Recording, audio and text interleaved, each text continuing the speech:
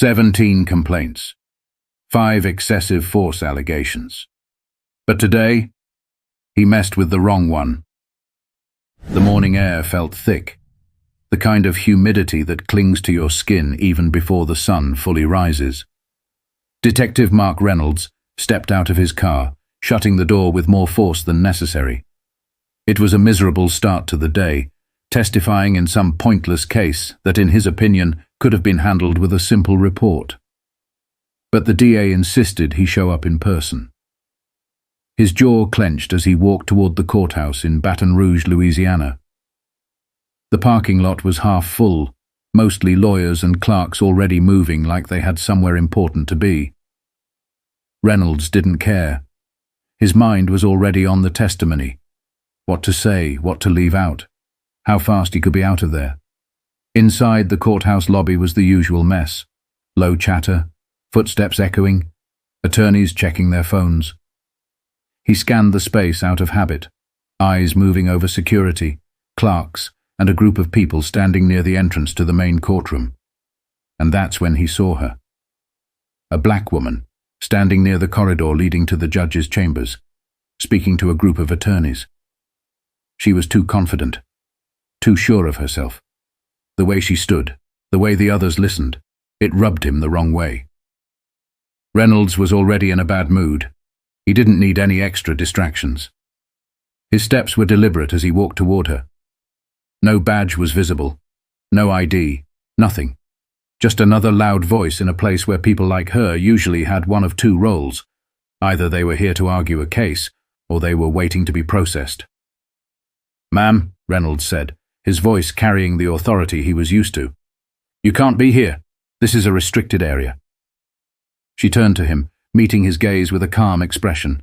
No fear, no hesitation, just annoyance. "Excuse me," she asked.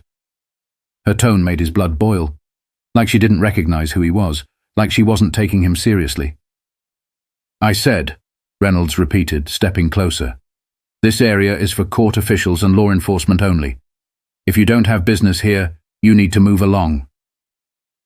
A couple of the attorneys glanced at each other, but no one spoke. "I have business here," the woman said, crossing her arms, "and I don't think I need your permission to stand where I'm standing." Reynolds let out a sharp breath. Here we go. But he had no idea what was coming next. Reynolds's patience was already razor thin, and this woman's attitude wasn't helping. He squared his shoulders, planting his feet firmly on the polished courthouse floor. "Look, I don't have time for this," he said, his voice dropping lower. "I'm not going to ask again. You need to." "I don't need to do anything," she cut in smoothly. The way she said it, so controlled, so unbothered, made his stomach tighten. Who the hell did she think she was? His hand hovered near his belt, not on his weapon, but close enough to remind her that he wasn't just some security guard. "You got ID on you?" he asked, his tone edged with impatience. A smirk flickered across her face. Not nervous, not intimidated, just amused. "Do you?" she shot back. The attorneys behind her were watching now, uncomfortable, like they knew something he didn't. One of them, a younger guy in a grey suit, opened his mouth like he was about to speak, but then stopped himself. Reynolds felt the shift in the room. A quiet tension, like everyone was waiting for him to figure something out. But he wasn't in the mood for games. "I'm done talking," he said, stepping forward. "Let's go. Now." She didn't move. His irritation snapped into something sharper. Reynolds reached out, grabbing her arm. The moment his hand made contact, everything changed. It wasn't a hard grip, nothing excessive. At least not by his standards. But the second he touched her, the group around them reacted. Sharp gasps. A sudden movement from the side. Then, "Detective Reynolds, stand down!" The voice hit him like a brick. A firm hand gripped his wrist, pulling him away before he could even process what was happening. Another officer, Sergeant Daniels, stood there, his face a mix of panic and disbelief. "What the hell are you doing?" Daniels hissed under his breath. Reynolds frowned. "I'm handling a situation." Daniels' eyes widened, then darted toward the woman, the one Reynolds had just grabbed. She adjusted her sleeve calmly, brushing off the moment like it was nothing. But the energy in the room had completely changed. Daniels looked like he wanted to slap him. "Do you even know who you're talking to?" he whispered harshly. Reynolds stared, his frustration boiling over. "She's trespassing," he snapped. "If she has a problem with—" "That's Chief Williams." Silence. A long, stretched moment of complete dead air. Reynolds's mind tripped over itself. The words didn't fit, didn't make sense. Chief, who? And then, like a slow-moving wreck, it hit him. Lana Williams, the new chief of police, the one they'd been talking about at the precinct, the one they said was coming in from Austin, the one he hadn't bothered to learn about because he figured she wouldn't last long anyway. The attorneys around them were dead silent. Some looked like they wanted to disappear. Others looked like they were trying not to enjoy this too much. And Chief Williams? She just stood there, watching him. Her face was unreadable. Then, after what felt like a year, she finally spoke. Her voice was even, measured, deadly calm. "Detective," she said, "we'll talk about this in my office." Reynolds felt his stomach drop. But this was only the beginning. Reynolds stood frozen. The room had closed in on him, the courthouse walls pressing tighter, the weight of his own actions settling like a lead brick in his gut. Chief Williams. The new boss. The woman he had just grabbed like some random protester blocking his path. A cold wave of realization crashed over him, but his face didn't change. Years in law enforcement had taught him one thing: never let them see you sweat. But right now, every single person in this room was watching him, waiting for his next move. He swallowed hard. "Chief." Williams raised a hand. Not another word. She didn't yell, didn't threaten, didn't flex her power. She just turned to the attorneys, nodding once. "Excuse me, gentlemen." That was it. No drama, no scene. Just a quiet, devastating power move. She walked toward the exit without looking back. Daniels nudged him, hard. "Move," he muttered under his breath. Reynolds's feet felt like lead as he followed her out of the courtroom lobby, past the confused courthouse staff and into the long hallway that led toward the offices upstairs. The walk was silent, dead silent. Every step echoed, his own heartbeat pounding louder than his boots against the polished tile. He kept his eyes forward, but his mind was spinning. This wasn't just some embarrassing mistake. This was career-ending.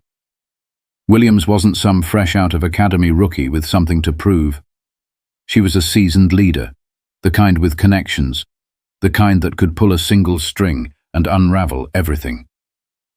By the time they reached the chief's office, the tension had thickened to something suffocating. The door shut behind them with a quiet click. Williams walked over to her desk, placed her hands on the polished wood, and exhaled slowly.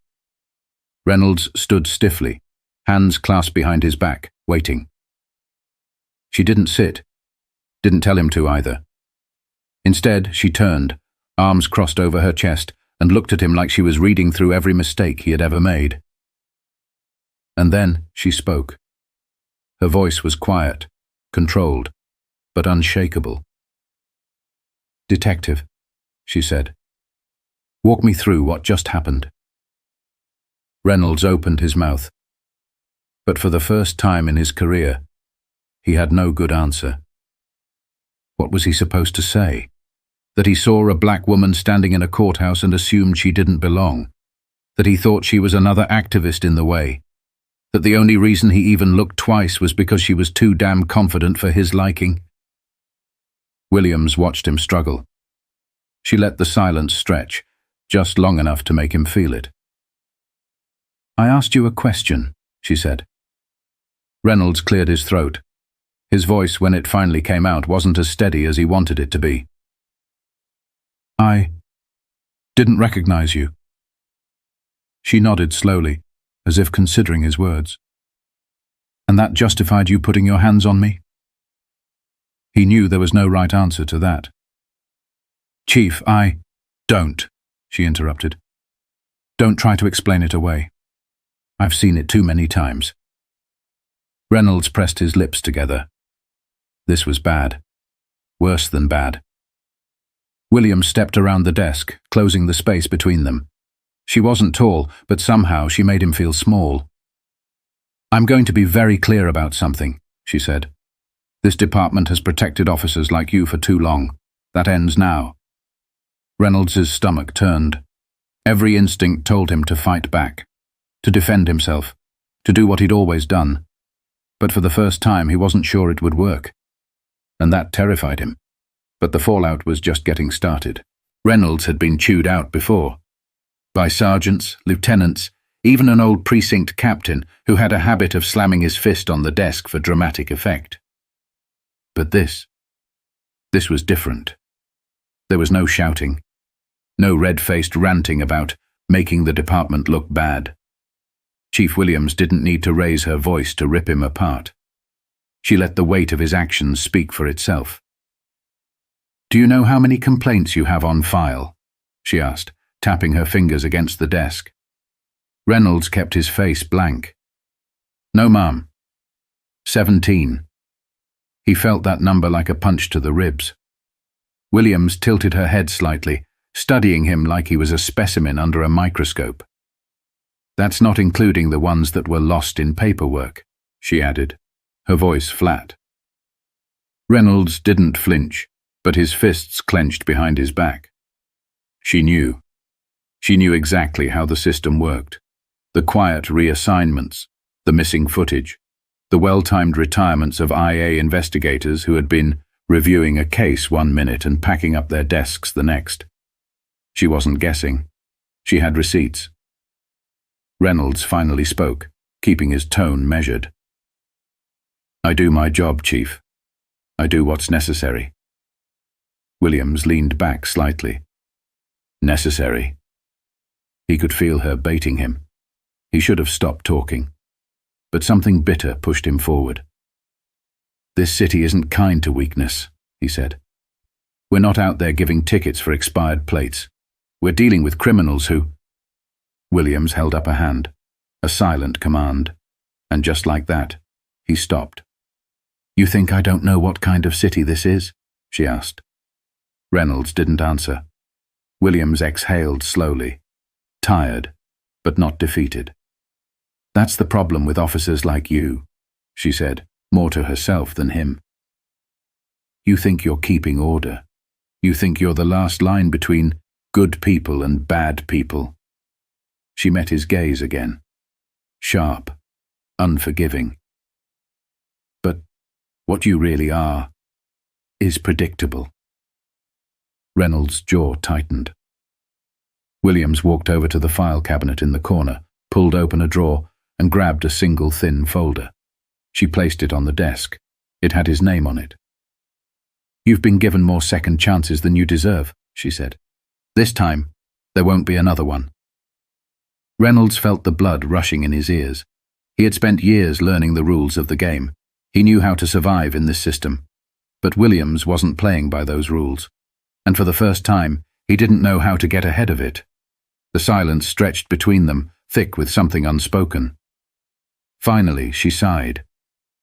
"There's going to be an investigation," she said, "and I suggest you start thinking about what you'll say when Internal Affairs calls you in."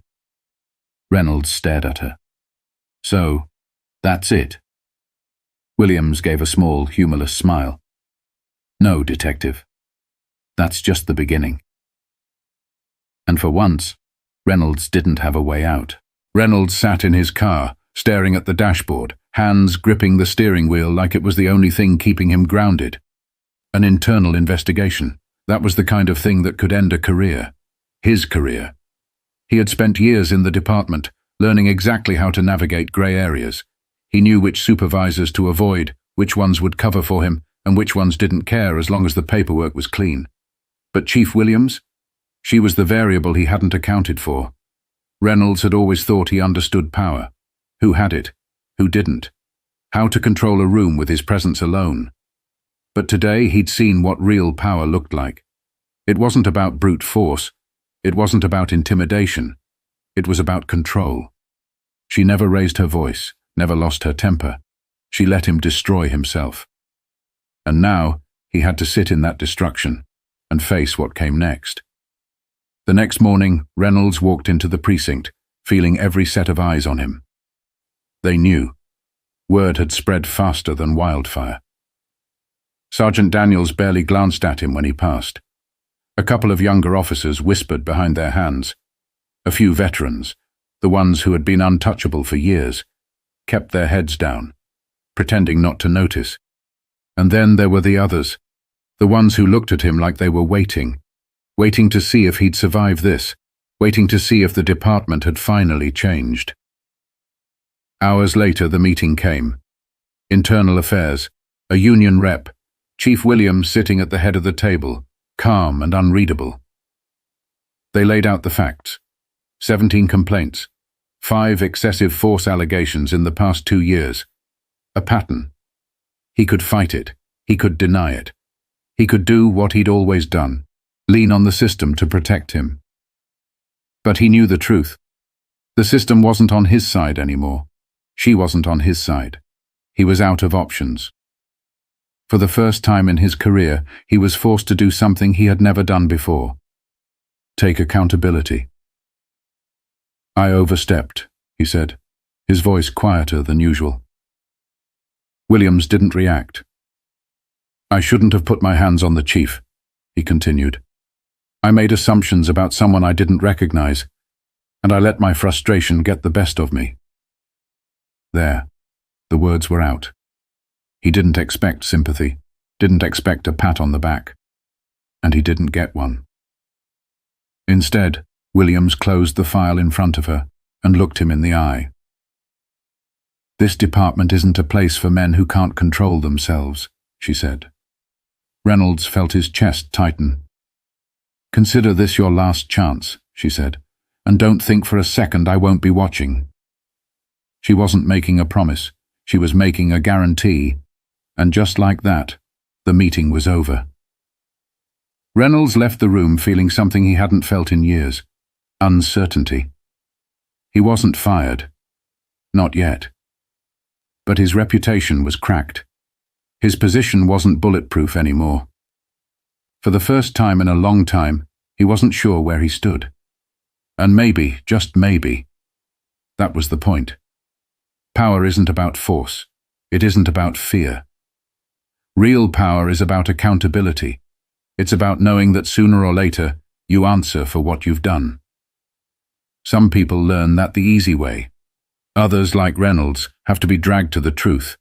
How many people like Reynolds exist in places of power right now? How many get away with it because no one holds them accountable? And more importantly, how do we change that? If this story made you think, share it, talk about it, because the more people speak up, the harder it becomes to ignore the truth.